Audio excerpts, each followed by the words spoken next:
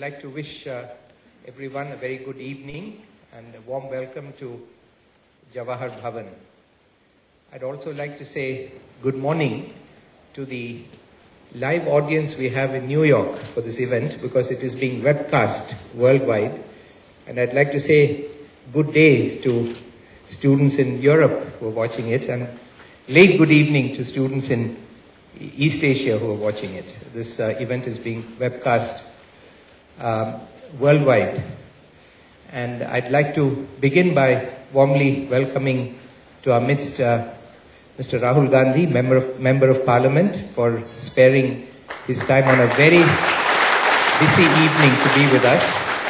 And in spite of a very demanding schedule, which will require him to leave a little bit earlier, but still he's accommodated this event to be here. Thank you very much, Rahulji. I'd also like to warmly welcome Mrs. Priyanka Gandhi Vadra for her gracious presence here.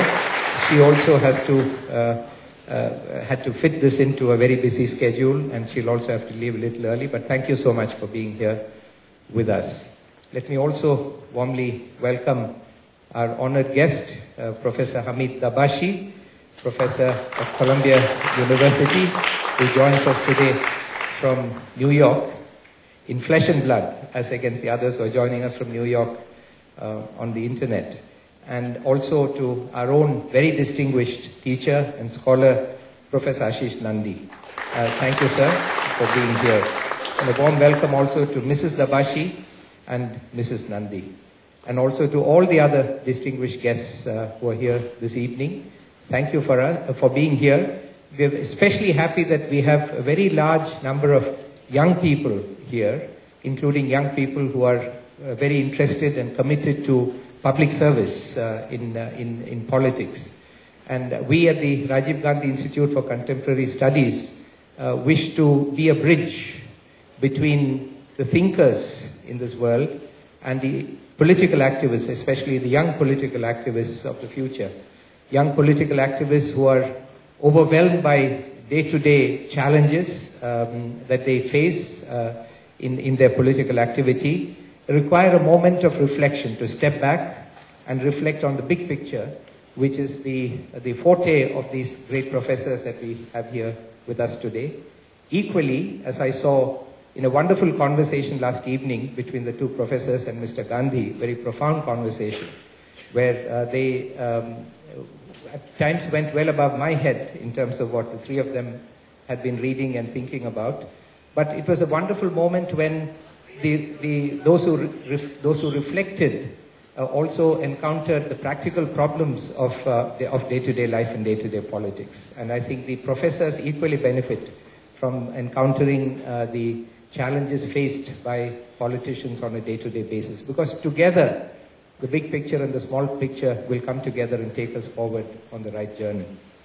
I'd like to begin by acknowledging that we owe this evening, as all evenings at the Rajiv Gandhi Institute, all events at the Rajiv Gandhi Institute, to the extraordinary vision and foresight of Rajiv ji, Mr. Rajiv Gandhi, who envisaged much before his time the need for a think tank such as the Rajiv Gandhi Institute.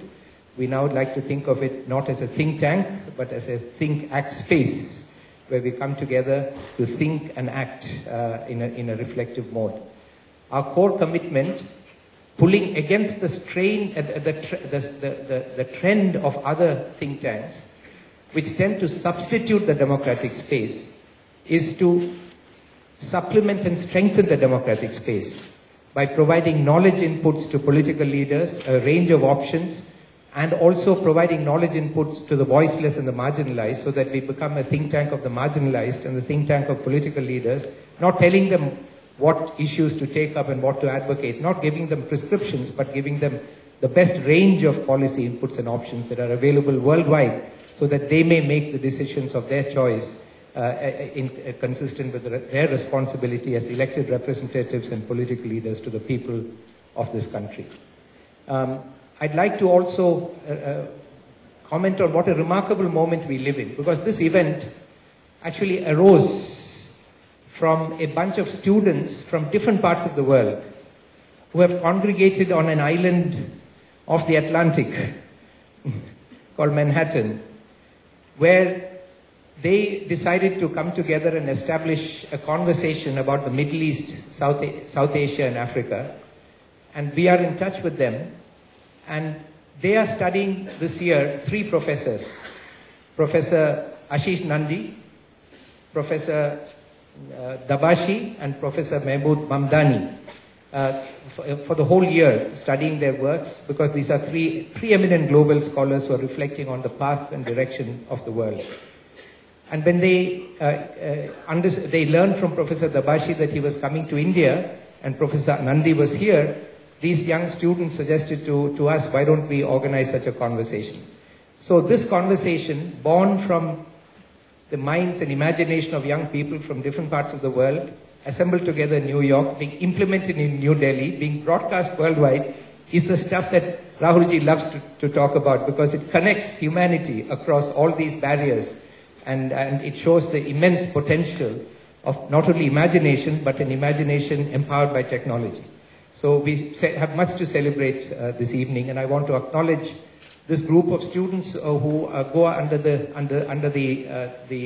name Baraza Ijtihad. Baraza is Swahili for public markets and a place for discussion. And Ijtihad is, in Arabic, critical self-reflection to overcome tradition. And so they have called this space Baraza Ijtihad. And so we owe this event to the thinking and reflection that goes on with those young people there. So thank you very much, Baraza, for your contribution. Professor Nandy, in a recent article in the Economic and Political Weekly, said that every generation believes that they stand at an unprecedented moment of unprecedented change. And he said they may be right, they may be wrong, but I think we don't have to worry about that issue today, because today we stand at the intersection of 2 timeless journeys. One timeless journey is the relationship between Iran and India. Jawaharlal Nehru said that no 2 people have been more close in their origin and their history than the people of Iran and the people of India. So we celebrate that timeless conversation between the people who have gone through that part of the geography of the world and this part of the geography of the world. And we are delighted that one of the foremost scholars of Iranian studies in the world is today with us to carry on this timeless conversation.